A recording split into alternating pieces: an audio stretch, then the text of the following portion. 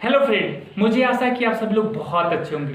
इस वीडियो के अंतर्गत हम लोग दशमलव को हटाना सीखेंगे। लेकिन दशमलव को हटाने के लिए यहाँ पे ना तो हम कोई संख्या से गुणा करने वाले हैं, ना तो भाग करने वाले हैं। दशमलव को यहाँ पे अपने आप हटना पड़ेगा, ध्यान से देखिएगा। लेकिन उससे पहले हम लोग ये समझते हैं कि दशमलव संख्याएं कितने प्रकार की होती हैं।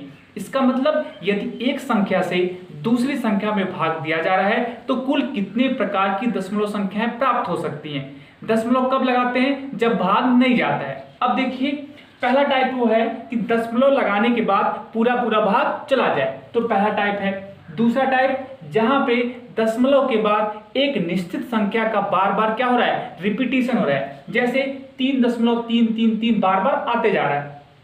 इसको कैसे रिप्रेजेंट करेंगे हम लोग? 3.3 पे बार को लगाने का दो तरीका है। पहला तरीका ये, दूसरा तरीका ये। तीसरा टाइप, दशमलव के बाद ना तो कोई निश्चित पैटर्न मिल रहा है, ना तो कोई संख्या बार बार रिपीट हो रही है, और पूरा पूरा भाग भी नहीं जा रहा है। तो जब हम एक संख्या से दूसरी संख्या में भाग देते हैं तो कुल 3 प्रकार के रिजल्ट प्राप्त हो सकते हैं। पहला, दशमलव लगाने के बाद भाग पूरा पूरा चला जाए। दूसरा, दशमलव के बाद कोई एक निश्चित संख्या बार बार रिपीट हो रही है। तीसरा, दशमलव के बाद ना तो कोई निश्चित पैटर्न मिल रहा है, ना तो कोई संख्या रिपीट हो रही है, और ना ही पूरा पूरा भाग जा रहा है। इसके अलावा चौथा कोई कंडीशन नहीं हो सकता। अब देखिए, दशमलव को कैसे हटाना है उसको सीखते हैं। जैसे लिखा है 3.15, तो यहाँ दशमलव कैसे हटेगा, ध्यान से देखिए। इसको हम लिखेंगे 315 मतलब 315 और लिख देंगे बटे 100। अब मैं आपको डिटेल में बताता हूं कि इसके पीछे का क्या कॉन्सेप्ट है, कैसे मैंने 315 बटा 100 लिख दिया। ध्यान से देखिएगा। देखिए, एक चीज आपको पता होगा कि अगर लिखा है 3 तो हम लिख सकते हैं 3 बटा 1। मतलब किसी भी भिन्न का यदि हर नहीं लिखा गया है तो उसके बटे 1 हम लोग लिख सकते हैं। और ये बात भी आपको पता होगी कि 3 के बाद हम लगा सकते हैं दशमलव, और जितने जीरो चाहे उतने जीरो आगे हम लोग बढ़ा सकते हैं। इसके मान में कोई परिवर्तन होने वाला नहीं है। अब देखिए, हम लिखेंगे 3.15 और इसके बटे लिख देंगे 1। यहां तक कोई आपको समस्या नहीं। आगे देखिए, अब हम इसको लिख सकते हैं 3.15 और बटे 1.00। हमने बटे 1 किया, 1 के बाद दशमलव लगा के 2 जीरो लगा दिया। 2 ही जीरो क्यों लगाए, 3 जीरो क्यों लगा दिए, 5 जीरो क्यों लगाए? हमें उतने जीरो लगाने हैं जितने अंश में दशमलव के बाद अंक है। दशमलव के बाद कितने अंक हैं? 2। नीचे दशमलव के बाद उतने ही जीरो लगा देंगे। कॉन्सेप्ट ये है, ध्यान से सुनिएगा। रूल ये है कि यदि किसी भिन्न में अंश और हर में दशमलव के बाद अंकों की संख्या यदि समान है, दशमलव अपने आप हट जाता है। एक बार और सुन लीजिए। यदि किसी भिन्न में अंश और हर में दशमलव के बाद यदि अंकों की संख्या बराबर है तो दशमलव अपने आप क्या होगा, हट जाएगा। ये दशमलव को हटाने का अपने आप दशमलव कैसे हटेगा, ये कॉन्सेप्ट है। ध्यान से देखिएगा। दशमलव के बाद अंश में 2 अंक, दशमलव के बाद 2 अंक, दशमलव अपने आप हटेगा, हो जाएगा 315 और बटे 100।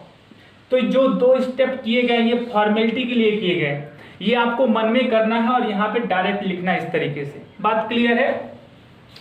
आगे देखिएगा, लिखा गया है 3.678 देखिए क्या करेंगे, बटे 1 करेंगे और कितने जीरो, 4 जीरो। अब यहाँ पे देखिए, दशमलव के बाद अंश में 4 अंक, नीचे भी दशमलव के बाद 4 अंक, दशमलव अपने आप क्या होगा, हट जाएगा। बात क्लियर है? यदि कहीं पर, ध्यान से देखिएगा, यदि कहीं पर इस तरीके से लिखा है 3.678 मतलब अंश में भी दशमलव, हर में भी दशमलव, तो फिर कैसे हटेगा? अब देखिए, यहां दशमलव के बाद अंश में दशमलव के बाद कितने अंक, 3, हर में कितने अंक, 2। आगे हम लोग दशमलव के बाद जीरो लगा सकते हैं, मान में कोई परिवर्तन नहीं होगा। यहाँ पे दशमलव के बाद कितने अंक, 3, यहाँ पे कितने अंक, 3, दशमलव अपने आप हट जाएगा। ये दशमलव को हटाने का सबसे आसान तरीका है। बस दशमलव के बाद अंकों की संख्या बराबर कर दीजिए, और बराबर करने के लिए जीरो का प्रयोग करिए। क्योंकि दशमलव के बाद दाहिनी तरफ यदि कोई अंक नहीं है तो उसके आगे हम लोग जीरो लगा सकते हैं, कोई फर्क पड़ने वाला नहीं है। यहाँ पे ये दशमलव लगा हुआ है तो हम यहाँ पे जितने जीरो चाहे उतने जीरो लगा दें, कोई फर्क पड़ने वाला नहीं है। ठीक है, तो जीरो कितने लगाएंगे, जितनी आवश्यकता है। क्लियर है, जितनी आवश्यकता है उतने जीरो लगाइए आप। तो इस तरीके से पहला टाइप आपको समझ में आया होगा। सेकेंड टाइप देखिए, इसमें क्या करते हैं, यहां पे सबसे पहले ध्यान सुनिएगा, यहां पे दशमलव के बाद जो बार वाला अंक है उसको हम लोग अलग कर देते हैं। तो अलग कैसे करेंगे, हम लोग इसको लिख सकते हैं 3 + 0.3 पे बार। हमने जो पूर्ण संख्या है और जो दशमलव संख्या है उसको अलग कर दिया।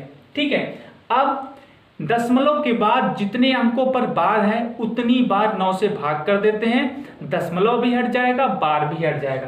तो कितना हो जाएगा, 3 + 3/9। बस सिंपल।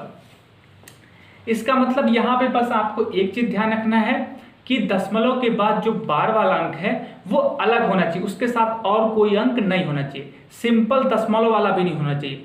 सिंपल दशमलव है उसको भी हटा दीजिए, केवल दशमलव के बाद यदि बार वाला अंक है बस जितनी अंकों पर बार है उतने बार 9 से भाग कर दीजिए, आपका दशमलव भी हट जाएगा और बार भी हट जाएगा। एक एग्जांपल और ले लेते हैं, ध्यान से देखिएगा।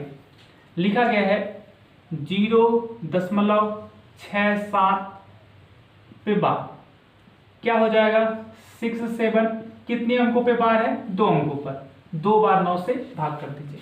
क्लियर है, तो इस तरीके से यदि किसी संख्या का बार बार रिपीटिशन हो रहा है तो उसको हम लोग हटा सकते हैं, दशमलव को हटा सकते हैं। थर्ड टाइप देखिए, यदि दशमलव के बाद ना तो कोई निश्चित पैटर्न है, ना तो किसी संख्या का रिपीटिशन हो रहा है और दशमलव अनगिनत आते जा रहे हैं, इस संख्या के दशमलव को हम लोग हटा नहीं सकते और इसीलिए इन्हीं संख्याओं को हम लोग कहते हैं अपरिमेय संख्या। यदि दशमलव के बाद निश्चित अंक नहीं है तो हम लोग दशमलव हटा ही नहीं सकते हैं, मतलब P/Q के रूप में रिप्रेजेंट ही नहीं कर सकते हैं, भिन्न के रूप में रिप्रेजेंट कर ही नहीं सकते। इसीलिए इस प्रकार की संख्याओं को कहते हैं अपरिमेय संख्या। देखिए, मैं पहले कोशिश कर रहा था कि परिमेय संख्या का एक कंप्लीट वीडियो आपको बनाऊं, कंप्लीट, लेकिन परिमेय संख्या सीखने के लिए सबसे पहले आपको दशमलव हटाना आना चाहिए प्लस करड़ी का कॉन्सेप्ट आना चाहिए। तो एक वीडियो काफी लंबा हो रहा था, इसलिए मैंने सोचा पहले एक बार करड़ी का कॉन्सेप्ट बता देता हूं, दशमलव कॉन्सेप्ट बता देता हूं। अब आपकी चुटकियों का खेल बचा है परिमेय संख्या सीखना। अब यदि आपको करड़ी का अच्छा कॉन्सेप्ट पता है और दशमलव आपको पता है तो परिमेय संख्या तो आप बहुत आसानी से सीख सकते हैं। तो नेक्स्ट वीडियो जो होगा वो होगा परिमेय संख्या का। मुझे आशा है कि आपको ये बहुत अच्छी तरीके से क्लियर हुआ होगा। बहुत बहुत धन्यवाद।